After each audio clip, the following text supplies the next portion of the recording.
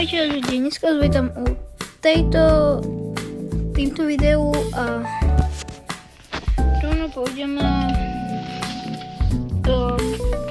ukážem vám hneď, čo budeme robiť. A dneska vám ukážem, ako vyzerá môj život v Brookhaven a čo všetko robím ako zamestnanec. A dnes sa pozrieme na moje rôzne práce v Brookhaven a ukážem vám, ako si užívam každodenný život a čo všetko tu robím. Tak poďme na to. Začíname v Brookhaven policajtnej stanici. Práca ako policajt je skvelá. Musíš riešiť rôzne situácie a ochrániť mesto. Poďme sa pozrieť, čo sa tu deje.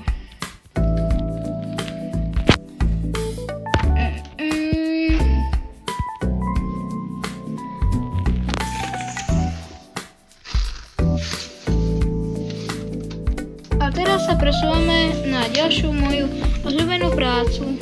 Hasiči. Keď niekde vypukne požiar,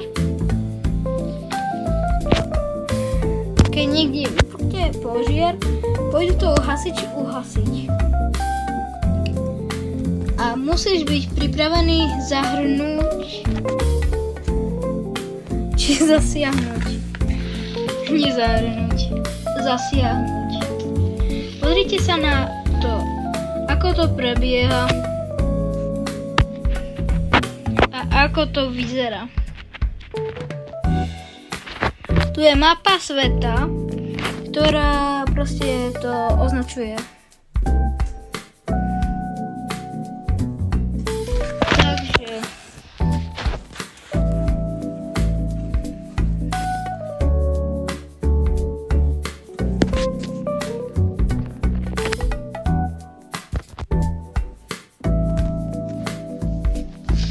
dúfam, že sa vám tento pohľad na moje práce v Brookhaven páčil.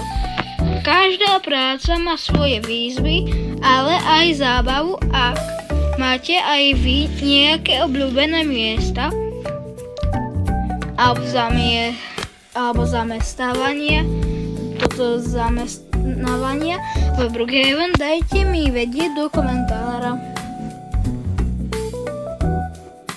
A nezabudnite dať odber, like a prihlásiť sa na zvonček.